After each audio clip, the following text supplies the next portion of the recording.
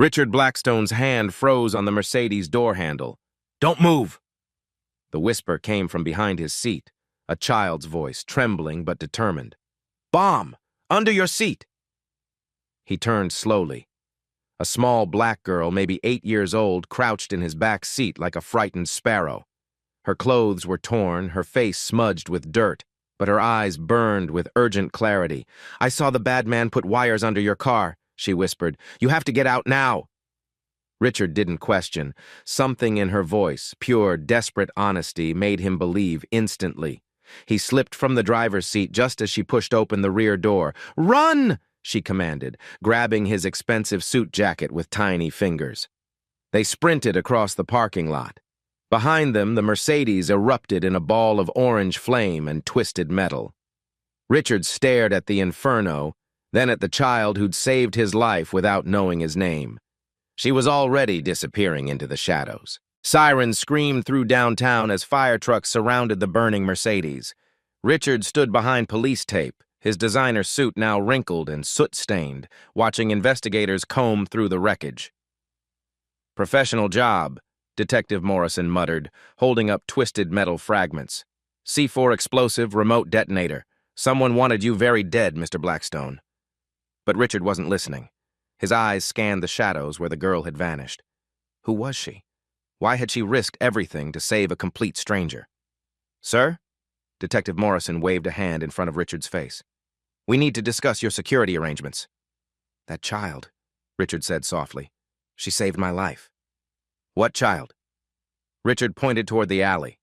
Empty, as if she'd been a ghost. 3 blocks away, Keisha Washington slipped through a hole in the chain-link fence surrounding an abandoned parking lot. Her heart still hammered from the explosion, but relief flooded through her. The nice man had listened. He was alive. "Keisha, baby, where have you been?" Her mother's voice, weak and raspy, came from inside a rust-eaten Honda Civic with 3 flat tires and a spider-webbed windshield. Denise Washington lay across the back seat, wrapped in a moth-eaten blanket. Her face was gray with exhaustion, her breathing shallow. The cancer was winning. "Just walking, Mama."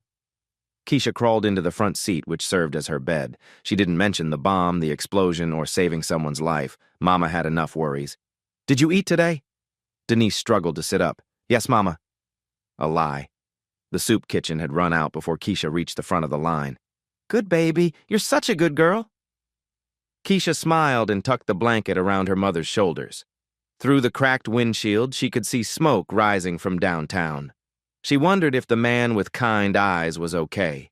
Back at Blackstone Industries, Richard paced his corner office overlooking the city. His assistant brought fresh clothes, but he couldn't focus on changing. The girl's face haunted him, those eyes that had seen too much, the way she'd commanded him to run without a trace of hesitation. His business partner, Marcus Davidson, burst through the office door, his face a mask of concern. "Richard, thank God you're alive. I heard about the car. Someone tried to kill me, Marcus." Marcus's jaw tightened. "Who would do such a thing?" "That's what I intend to find out."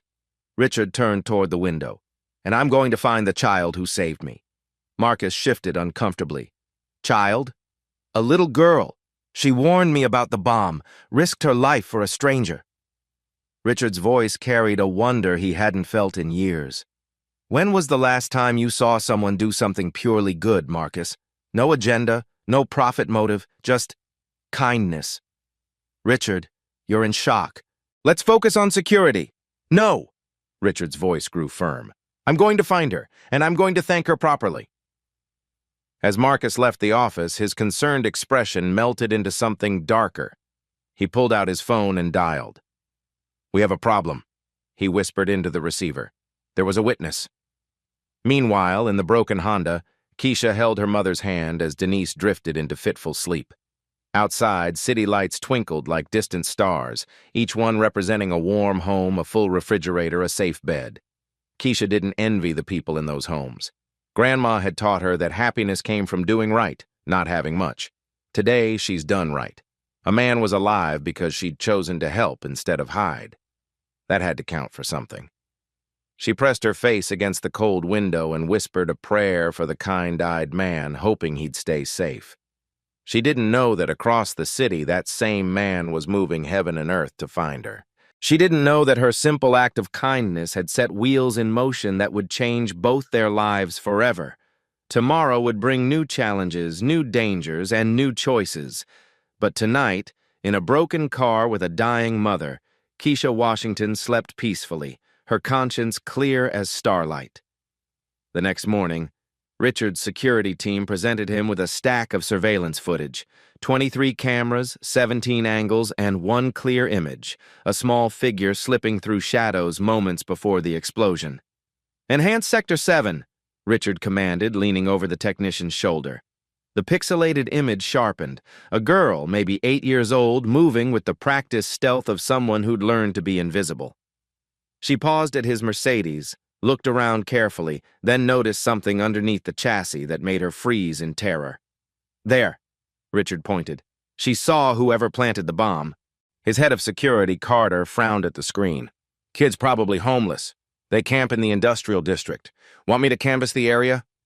"Carefully," Richard warned. "She's not a suspect. She's a hero." 3 miles away, Keisha crouched behind a dumpster, watching 2 men in dark suits question the soup kitchen volunteers. Her stomach clenched with hunger and fear. "Little girl about 8, dark hair," one of them said, showing a photo. "Might have been around the Blackstone building yesterday." Mrs. Rodriguez, who ran the kitchen, shook her head firmly. "No children here yesterday. The kitchen was closed for repairs." The lie came so naturally, so protectively, that Keisha's heart swelled with gratitude. Mrs. Rodriguez had spotted her hiding and was buying her time. When the men left, Keisha slipped away through back alleys she knew like a map. Someone was looking for her. Someone dangerous. She made it back to the parking lot as her mother was having another coughing fit, this one worse than usual. Blood specks dotted the tissue when Denise pulled it away from her mouth. "Mama, you need a doctor." "Doctors cost money, baby." Denise's voice was barely a whisper. "Money we don't have." Keisha bit her lip. The free clinic had a 3-week waiting list. 3 weeks her mother didn't have. "I saw something yesterday," Keisha said quietly. "Something bad." Denise struggled to focus. "What kind of bad?" "A man putting wires under a fancy car, then later, boom." Keisha gestured toward downtown where smoke still wisped skyward. "But I told the carman to run, he's okay." "Oh, baby." Denise's eyes filled with tears. "You can't get involved in grown-up problems, promise me." But it was too late. The grown-up problems had already found them. At Blackstone Industries, Marcus Davidson paced his office like a caged predator. His phone buzzed with updates from his hired men. "Still no sign of that kid," the voice reported. "But we're getting close. Someone's protecting her." Marcus's jaw tightened. The bomb should have ended this cleanly. Richard dead, Marcus inheriting control of the company through their partnership agreement, plus a hefty life insurance payout. Simple. Profitable. Now there was a witness, a child who'd seen him plant the device. "Find her," Marcus snarled into the phone. "And when you do, make sure she can't talk to anyone. Ever." He hung up and composed his face into concern just as Richard knocked on his door. "Any leads on who might want you dead?" Marcus asked, playing his role perfectly. Richard shook his head. "But I'm going to find that girl. She deserves to be rewarded for her courage. Richard, maybe you should let sleeping dogs lie. Whoever did this might target anyone connected to you. Are you saying I should abandon the child who saved my life?" Marcus's smile didn't reach his eyes. "I'm saying some stones are better left unturned." After Richard left, Marcus made another call. "Change of plans. Find the girl, but don't harm her yet. Use her as leverage. If Richard gets too close to the truth, we'll need insurance." Back in the abandoned lot, Keisha watched her mother sleep and felt the weight of impossible choices. Save a stranger and endanger her family. Stay silent and let evil win. Grandma's voice echoed in her memory. "Baby girl, sometimes doing right feels wrong at first, but wrong, that feels right, that's the devil talking." Keisha pulled her thin jacket tighter and made her decision. Tomorrow she'd find the kind-eyed man, not for reward or recognition, but because the men in dark suits were still looking for her, which meant they were still dangerous. If she was going to be hunted anyway, she might as well help catch the real monster. Richard found her at dawn, sitting on the steps of St. Mary's Cathedral. She looked even smaller in daylight, a tiny figure wrapped in a jacket 3 sizes too big, watching the sunrise paint the sky in shades of hope. "You're a hard person to find," he said gently, settling beside her on the cold stone steps. Keisha tensed, ready to bolt, but something in his voice stopped her. No threat, no demand, just gratitude. "You're the car man." Not a question. "Richard Blackstone." He extended his hand formally, as if she were an important business partner. "And you saved my life." Keisha studied his face, the kind eyes she remembered now creased with exhaustion and worry. Slowly, she shook his hand with her small, cold fingers. "Keisha Washington." "Nice to meet you, Keisha Washington." Richard's voice carried genuine warmth. "I owe you everything." "You don't owe me anything." She pulled her jacket tighter. "Mama taught me to help people. That's just what you do." Richard felt something crack open in his chest. When had he last heard such simple, pure morality? In his world, everything had a price, an angle, a hidden agenda. "Your mama sounds wise." Keisha's expression clouded. "She's sick. I'm really sick. And men in suits have been asking about me." Her young voice carried old fear. "I think they're the bad men." "What bad men?" "The ones who put the bomb under your car." Keisha looked directly at him. "I saw everything."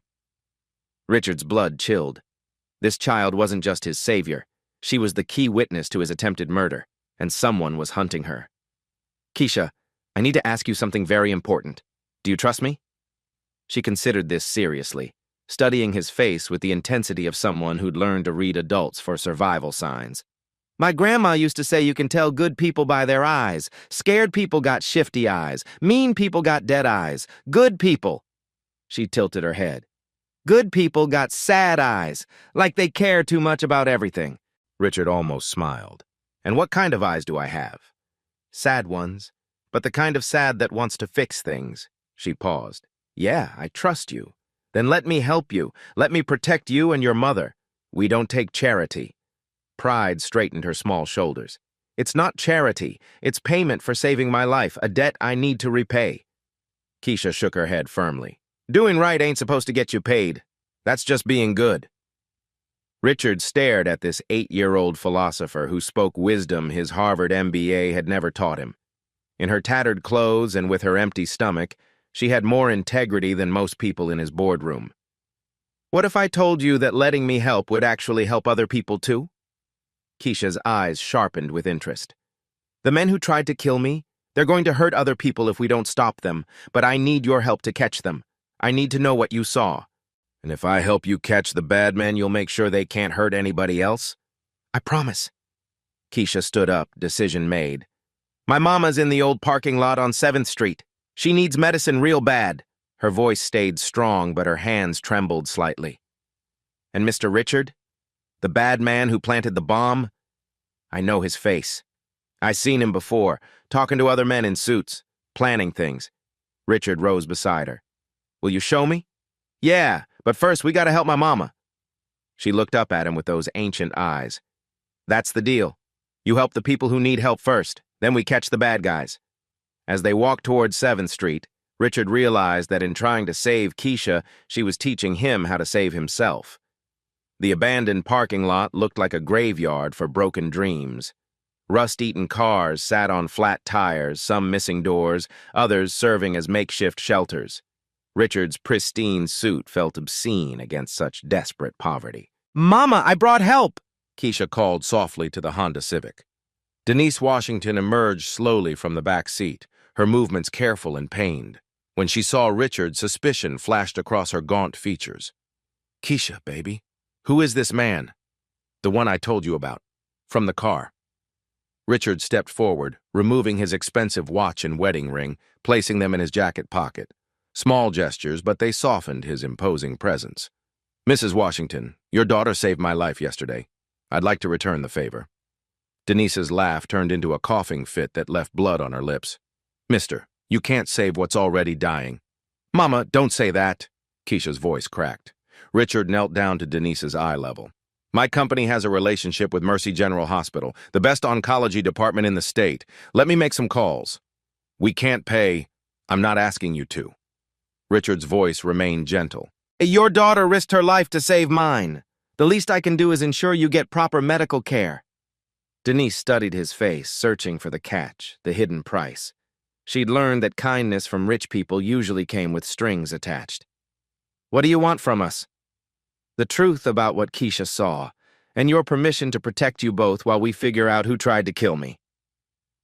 30 minutes later, an ambulance arrived. Not the underfunded city service, but a private medical transport Richard had arranged with a single phone call.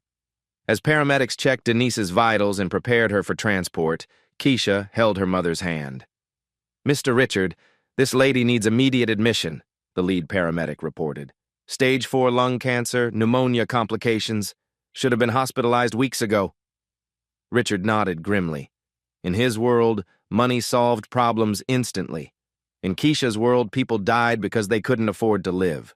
As they drove to the hospital in Richard's replacement car, a modest sedan that wouldn't draw attention, Keisha sat in the passenger seat, staring out at the city she'd never seen from this angle. "Tell me about the bomb," Richard said gently. "I was looking for food in the dumpsters behind your building. Sometimes the restaurant throws away good stuff." No shame in her voice, just matter-of-fact survival. "I saw a man in a fancy suit kneeling by your car. I had a bag with wires and stuff. Can you describe him? Tall, white, gray hair, but not old gray, expensive gray, and he kept checking his watch like he was timing something." Richard's stomach dropped. Gray hair, expensive suit, always checking his watch. The description fit Marcus Davidson perfectly. "Keisha, did you see his face clearly?" "Real clear. He was maybe 10 feet away. And Mr. Richard?" She turned to face him. "He looked at your building and smiled. Not a nice smile, a mean one, like he was happy about something bad." At Mercy General, Richard's influence opened doors that had been locked to people like Denise for years. Within an hour, she was in a private room with an oncology team developing an aggressive treatment plan. "Mr. Blackstone, we can't promise miracles," Dr. Sarah Kim explained. "But if she'd come to us 2 weeks ago, her prognosis would be much better. Delayed treatment due to financial constraints is one of our biggest challenges." Richard made a mental note. Another problem his foundation would address. In the hospital room, Denise looked smaller against the white sheets, but her breathing was already easier thanks to IV antibiotics and oxygen support. "Mama, you gonna be okay?" Keisha whispered, holding her hand. "Because of your courage, baby girl." Denise's voice was stronger already. "You saved this man, and now he's saving us." Richard stepped forward. "Mrs. Washington, I need to ask something difficult. The man who tried to kill me, I think I know who it is. But if I'm right, you and Keisha could be in danger. I can provide protection, safe housing, and security, but it means trusting me completely." "Mama, he's got sad eyes," Keisha said. "The good kind of sad." Denise smiled weakly. "My grandmother always said you could judge a man by how he treats children and people who can't do nothing for him." She looked at Richard. "You didn't have to help us, but you did, without asking for anything back." "Then you'll let me protect you?" "We'll help each other," Denise corrected. "That's how good people do things." 2 hours later, in Richard's downtown office, security cameras revealed the truth. The timestamp showed Marcus Davidson in the parking garage at 4:17 p.m. the previous day, carrying a small black bag. At 4:22 p.m., he emerged empty-handed, checking his watch and smiling. "Son of a bitch," Richard whispered. His business partner, his friend of 15 years, had tried to murder him. "Mr. Richard?" Keisha studied the frozen image on the screen. "That's him. That's the bomb man. Why would he want to hurt you?" she asked with the directness only children possessed. "Money," Richard said simply. "If I died, he'd inherit my company. $50 million. $50 million? Keisha's eyes widened. "That's enough to feed every hungry kid in the city." Her innocent observation hit Richard like a physical blow. Marcus was willing to kill for money that could save thousands of lives instead. "We're gonna stop him, right?" Keisha asked. Richard looked down at this 8-year-old girl who'd saved his life, trusted him completely, and now spoke of justice with unwavering certainty. "Yes, we're going to stop him." "Good." Keisha nodded firmly. "Bad people shouldn't win. Ever." As Richard arranged for a safe house and round-the-clock protection, he realized something profound had shifted. 24 hours ago, his biggest concern had been quarterly profit margins. Now he was ready to risk everything to protect a homeless child who'd shown him what real courage looked like. Keisha Washington had saved more than his life. She'd saved his soul. The safe house sat in an upscale residential neighborhood, a two-story colonial with a white picket fence that looked like something from a magazine. For the first time in months, Keisha slept in a real bed with clean sheets that smelled like lavender instead of car exhaust. She woke to sunlight streaming through actual curtains, not cracked windshields. For a moment, she forgot where she was and panicked, looking for her mother. Then memory returned. Mama was safe at the hospital, getting medicine that actually worked. Downstairs, Richard sat at the kitchen table, surrounded by financial documents and legal files. Dark circles under his eyes suggested he hadn't slept at all. "Morning," he said, looking up as Keisha padded into the kitchen in borrowed pajamas 3 sizes too big. "How did you sleep?" "Like the dead." She paused, realizing what she'd said. "Sorry, bad words." "Not bad words, honest words." Richard smiled tiredly. "Hungry?" The refrigerator was full of food, more food than Keisha had seen in one place outside of grocery stores. Real milk, fresh fruit, sandwich meat that wasn't expired. She stared in wonder. "Can I really eat anything? Anything you want?" She made herself a peanut butter sandwich with thick slabs of grape jelly, eating slowly to make it last. Richard watched her careful, grateful way of eating and felt his anger at Marcus burn hotter. "What are all those papers?" she asked, nodding toward his work. "Evidence, bank records, insurance policies, business contracts. I'm building a case against Marcus." "Like a puzzle?" "Exactly like a puzzle, and you're the most important piece." Richard leaned back in his chair. "Without your testimony, he could walk free." Keisha considered this seriously. "If he walks free, he'll hurt other people." "Yes." "Then we can't let that happen." Simple, direct, no room for negotiation.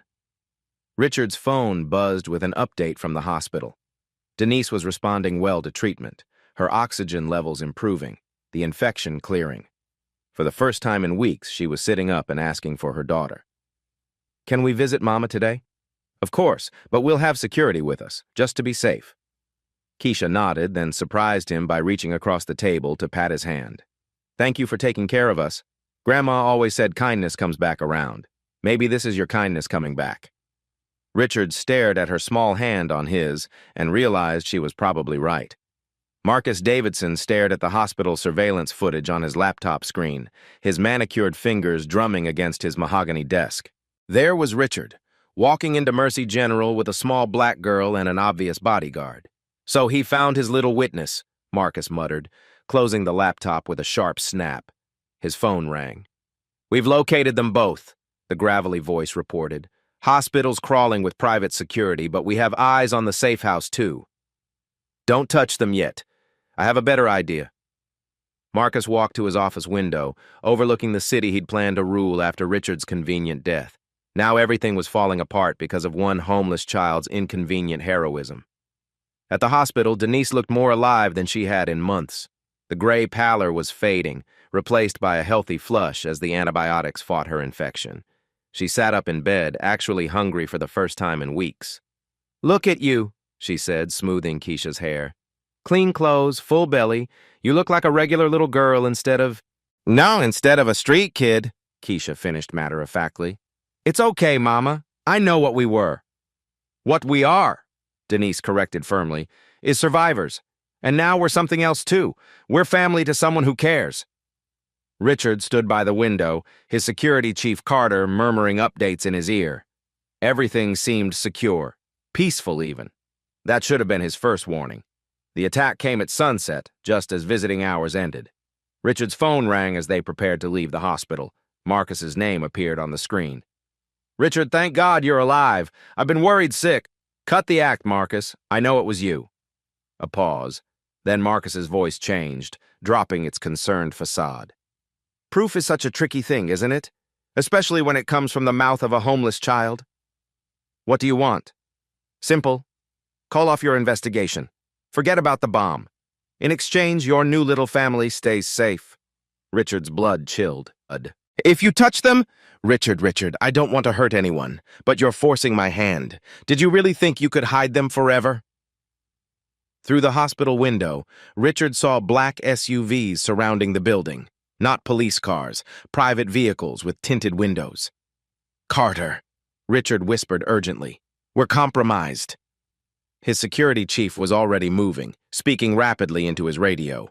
But Marcus had planned well. The exits were blocked, the stairs covered. You have 10 minutes, Marcus continued over the phone. Walk away from this investigation or learn what happens when you interfere with business. The line went dead. Carter grabbed Richard's arm. Back exit now. My men are creating a diversion. They moved quickly through hospital corridors, Keisha holding her mother's hand as Denise struggled to walk on unsteady legs. The IV had been pulled free, medical tape still clinging to her arm. What's happening? Denise asked, fear creeping into her voice. The bad man found us, Keisha said simply. But Mr. Richard's gonna protect us. They reached the service elevator just as gunfire erupted on the floor above. Carter's men engaging Marcus's hired thugs. The hospital's alarm system screamed, red lights flashing. Mama can't run, Keisha said, seeing her mother's labored breathing. Yes, I can, Denise gasped. For you, baby, I can do anything. They made it to the parking garage, Carter's backup team providing cover. But as they approached the armored car, Marcus himself stepped out from behind a concrete pillar, flanked by 2 men with guns. Hello, Richard. So good to see you again. Marcus looked exactly as Keisha had described. Tall, expensively dressed, with silver hair and a smile that never reached his eyes. But now Richard could see what he'd missed for 15 years. The cold calculation, the complete absence of conscience. Let them go, Marcus. Go. Your fight is with me. My fight is with anyone who threatens my future. Marcus's gaze fell on Keisha. Such a brave little girl, too brave for her own good. Keisha stepped forward, shielding her mother despite being barely waist-high to the armed men. You're the bomb man. You tried to kill Mr. Richard. Smart child. Pity intelligence doesn't guarantee longevity. Marcus, please, Richard started. Please. You think this is a negotiation? Marcus laughed. You were supposed to die cleanly. Now it's messy. Now there are witnesses. Now I have to clean up loose ends. One of his gunmen raised his weapon. That's when Emma Blackstone's scream echoed through the parking garage. Richard spun around to see his 15-year-old daughter being dragged from a van, her school uniform torn, terror on her young face. Daddy! Emma! Richard lunged forward but stopped as guns swung toward him. Marcus smiled his dead smile. Insurance policy. I borrowed your daughter from her private school. Amazing how easy it is to walk past security when you're a family friend. You bastard! Language, Richard. There are children present. Marcus checked his expensive watch. Here's how this works. You call the FBI, tell them you made a mistake about the bombing. Stress-induced hallucination, perhaps. In return, your daughter goes home safely. And if I refuse? Marcus's smile widened. Then both your daughters have accidents. Tragic, really. Home invasion at the safe house, random violence at a private school. These things happen in our dangerous world. Richard looked at Keisha, who was staring at Emma with recognition and dawning horror. Then at Denise, barely standing but ready to fight for her child. Finally at Emma, his precious daughter, terrified and helpless. Marcus had engineered the perfect trap. Save one family, doom the other. Choose blood over justice, or justice over blood. Tick-tock, Richard. Even my patience has limits. Richard's hands clenched into fists as he faced the impossible choice that would define not just his life, but the kind of man he truly was. The silence stretched like a taut wire, ready to snap. Richard stared at his daughter's terrified face, then at Keisha's determined eyes, weighing impossible choices. Then Keisha did something that changed everything. She stepped forward, small hands raised in surrender. I'll go with you if you let them go. Keisha, no! Denise gasped. Baby, you don't understand. Richard started. I understand plenty. Keisha's 8-year-old voice carried ancient wisdom. Bad men like him? They never keep promises anyway. He's gonna hurt everybody no matter what we do. She looked directly at Marcus. But I got something you need more than you need them dead. Marcus raised an eyebrow, intrigued despite himself. What could you possibly offer me? Proof you planted that bomb. Real proof, not just what I saw. Keisha's voice stayed steady. I took pictures. The parking garage fell silent except for the distant wail of sirens. Pictures? Richard whispered. Found a phone in the dumpster. Still working, just a cracked screen. Keisha never took her eyes off Marcus. I thought the man in your car looked suspicious, so I took pictures. Got real clear shots of his face, the bomb, everything. Marcus's confident expression flickered. You're lying. Am I? Keisha reached slowly into her jacket pocket and pulled out a battered smartphone. The screen was spider-webbed but functional. Want me to show the police? Or you want to let everyone go and we'll talk about a deal? It was a bluff. A desperate, brilliant 8-year-old's bluff. But Marcus couldn't risk it being true. Show me the phone, he demanded. Let the girls go first. Keisha, don't, Emma called out, struggling against her captor. It's okay, Keisha said, surprising everyone by smiling at Emma. We're going to be friends, I think. Both got brave hearts. Marcus weighed his options. The phone could contain nothing, or it could destroy him. Either way, the child was the key to everything. Fine, release the older girl. Emma ran to her father's arms as Carter's men inched closer through the shadows. Now the phone, Marcus said. Keisha looked at her mother, then at Richard. You trust me? With my life, Richard said without hesitation. Keisha nodded and tossed the phone to Marcus. He caught it and thumbed the power button. The cracked screen lit up, showing a photo gallery icon. He opened it eagerly, then his face went white. The photos were real. Crystal-clear shots of Marcus kneeling beside Richard's Mercedes, bomb components visible, his face unmistakably recognizable. Timestamps showing date and time, digital evidence that would destroy him in any court. How did a homeless child... My grandma taught me to document everything bad I see. Said truth is the only weapon poor people got. Keisha's voice carried quiet pride. I'd document lots of things. Police beating people, store owners cheating customers, rich men planting bombs. Marcus stared at the phone, realizing his fatal mistake. He'd underestimated the intelligence and resourcefulness of a child who'd learned survival in ways his privileged mind couldn't comprehend. Delete them, he snarled. Can't. Already uploaded to the cloud. 3 different accounts. Keisha tilted her head. Funny thing about free internet at libraries. Lets you do lots of stuff when you're smart enough. The lie was perfect, delivered with such casual confidence that Marcus believed it completely. His gunmen shifted nervously as Carter's team surrounded them.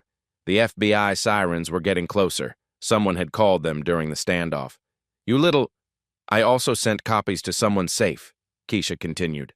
If anything happens to me or my mama or the Blackstones, they got instructions to give everything to the police. Marcus's empire was crumbling, undone by a homeless child's quick thinking and moral courage. Richard stared at Keisha with something approaching awe. She'd turned their darkest moment into victory through pure intelligence and unshakable ethics. You saved us all, he whispered. We saved each other, Keisha corrected. That's what families do. As FBI agents poured into the parking garage, Marcus realized his final fatal error.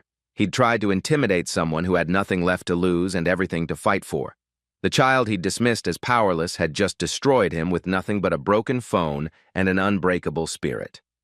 FBI agent Sarah Carter arrived with a tactical team and 15 years of experience reading crime scenes. What she found in the parking garage was a standoff that defied every protocol manual ever written. Mr. Blackstone, step away from the suspects, she commanded, but her eyes were drawn to the small girl standing fearlessly between armed men and hostages. Agent Carter, Richard called out, relief flooding his voice. This is Keisha Washington. She has evidence of the bombing attempt. Marcus sneered, still clutching the phone. Evidence from a homeless child? What jury would believe? FBI forensics would believe it, Keisha interrupted calmly. Pictures got metadata, GPS coordinates, digital signatures, all that CSI stuff. She looked at Agent Carter. You're going to want to see this phone, ma'am. Agent Carter approached carefully, noting how the child commanded the attention of everyone present. Armed criminals, wealthy businessmen, even her own tactical team. What's on the phone? Carter asked. Marcus laughed desperately. Nothing. The ravings of a street child trying to... Photos of you planting a C4 device under my Mercedes. Richard said coldly. Time-stamped, geotagged, admissible in court. The tactical team spread out, weapons trained on Marcus's hired gunmen. The garage filled with red laser dots as sniper sights found their targets. I want to see those photos, Agent Carter said, her voice carrying federal authority. Now. Marcus backed against the concrete pillar, his expensive suit rumpled, his silver hair no longer perfectly styled. Sweat beaded on his forehead as he realized the magnitude of his miscalculation. You don't understand the situation, Marcus said desperately. Richard's company is worth hundreds of millions. The board was planning to force him out anyway. I was protecting our investors, our employees. By murdering him? Carter's voice carried disgust. It was supposed to be clean, quick. No one else was supposed to get hurt. Marcus's polished veneer cracked completely. Business decisions sometimes require difficult choices. No, Keisha said quietly, her voice carrying across the tense garage. Hurting people ain't never a business decision. That's just being evil and calling it something fancy. Marcus stared at her with a mixture of hatred and grudging respect. You have no idea what you've done, child. The economic implications. I know you tried to kill a good man for money, Keisha interrupted, and I know that's wrong no matter how much money it is. Agent Carter signaled for the phone. Marcus looked around wildly, at his hired thugs now facing federal agents, at Richard's triumphant expression, at 15 years of carefully built lies crumbling into criminal charges. The photos, Carter demanded. Marcus's hand trembled as he held up the device. The cracked screen reflected the garage's fluorescent lights like broken promises. These pictures will destroy everything I've worked for, he whispered. Good, Keisha said simply. Bad things should be destroyed. Agent Carter secured the phone and immediately began examining the photos. Her expression grew grimmer with each image, clear, damning evidence of Marcus's crime. The metadata confirmed everything: date, time, location, even the serial number of the explosive device. Marcus Davidson, she said formally, you're under arrest for attempted murder, conspiracy, kidnapping, domestic terrorism, and federal explosives violations. Wait, Marcus said, desperation making his voice crack. I can offer you information. Financial crimes, political corruption, things worth more than... Nothing's worth more than trying to murder your best friend, Richard said coldly. As Agent Carter read Marcus his rights, his hired gunmen surrendered without resistance. They were career criminals, not ideologues. When the money stopped flowing, their loyalty evaporated instantly. How? Marcus gasped as handcuffs clicked around his wrists. How does a homeless child destroy everything I built? Because what you built was built on hurting people, Keisha replied with the wisdom of someone far older than 8. Grandma used to say that houses built on lies fall down when the truth wind blows. Today was really windy. Marcus looked at her with something approaching awe. You planned this. All of it. The phone, the photos, even getting caught in the garage. It was all strategy. No, Keisha shook her head. I just did what was right each time I had to choose. Right adds up to good things. Wrong adds up to... She gestured at his handcuffs. That. Richard knelt beside Keisha, Emma joining them in a spontaneous embrace that included Denise, still weak but standing proud with the strength that comes from watching your child change the world. You saved us all, Richard whispered to Keisha. We saved each other, she corrected. That's what real families do. Agent Carter finished processing the scene and approached the unlikely family. Miss Washington, these photos will be crucial evidence in the federal case against Mr. Davidson. The trial will likely take months. Are you prepared to testify? Keisha looked at her mother, then at Richard and Emma, then back at Agent Carter. The weight of justice rested on her small shoulders, but she carried it with the same quiet strength she'd shown since the beginning. Yes, ma'am. It's the right thing to do. And besides, she smiled, I got a good family to help me through it. As Marcus was led away in handcuffs, he turned for one last look at the child who'd brought down his empire. Keisha watched him go with pity rather than triumph. I hope prison teaches you how to be better, she called out to him. People can change if they want to, even you. Even facing life imprisonment, Marcus couldn't help but be amazed by her unwavering belief in human redemption. The garage slowly emptied as evidence was collected and statements taken. Richard stood with his arm around Emma, watching as Denise was helped into a medical transport to return to the hospital. "Dad," Emma said quietly, "Keisha's braver than anyone I know." "Braver than anyone any of us know," Richard agreed. "She taught me that real courage isn't about having no fear. It's about doing right despite the fear." Agent Carter approached with final paperwork. "Mr. Blackstone, this case will make national news. Your family's privacy might be compromised for a while." "Agent Carter," Richard said firmly, "Keisha Washington is my family now. Whatever protection my name and resources can provide, she has it, forever." As they prepared to leave the garage, Keisha took one last look at the spot where Marcus had made his final stand. Tomorrow would bring lawyers and courtrooms, media attention, and legal complexities. But tonight, she was going home with a family who loved her, to a mother who was healing, and to a future brighter than any she dared imagine when she'd whispered that first warning in a stranger's car. 6 months later, the morning sun streamed through the windows of the Blackstone family home, illuminating a scene that would have been impossible to imagine during those dark days in the parking garage. Keisha sat at the breakfast table, no longer the skeletal child in oversized clothes, but a healthy 8-year-old in a school uniform that actually fit. Her hair was braided with colorful ribbons, Emma's handiwork, and she was helping her adoptive sister with algebra homework. "If Train A leaves Chicago at 60 miles per hour, Emma read aloud. "Why does anybody need to know when trains are going to meet?" Keisha interrupted, making Emma laugh. "Just get on the train when it comes." Richard entered the kitchen, adjusting his tie. The past 6 months had changed him too. The lines around his eyes spoke of laughter now instead of stress, and his morning routine included hugging his daughters before checking his phone. "Ready for the big day?" he asked Keisha. Today was Marcus Davidson's sentencing. The trial had been swift and decisive. The photographic evidence, combined with Keisha's clear, unshakable testimony, had left no room for doubt. Marcus had eventually pleaded guilty to all charges in exchange for life imprisonment instead of the death penalty. "I'm ready," Keisha said simply. She'd grown into a role as the key witness with remarkable composure, never wavering in her commitment to justice. "I still can't believe you made up that whole thing about uploading photos to the cloud," Emma said, shaking her head in admiration. "Wasn't lying exactly," Keisha grinned. "I said, if anything happens to me, someone's got instructions to give everything to the police. That someone was me, and my instructions to myself was to give the phone to Agent Carter." Richard laughed, marveling again at his younger daughter's quick thinking and ethical flexibility. The sound of car doors slamming announced another arrival. Denise Washington, now Denise Blackstone Washington, came through the front door, her arms full of files from her new job as Director of Community Outreach for the Blackstone Foundation. "Morning, family," she called out, her voice strong and healthy. The cancer was in remission, her treatment successful, and she'd found purpose in helping other families navigate the system that had nearly failed her own. "Mama, you look fancy," Keisha said, admiring her mother's professional attire. "Got a meeting with the mayor about the new homeless shelter. Turns out having survived homelessness gives me some credibility in these discussions." Denise kissed her daughter's forehead. Funny how life works out.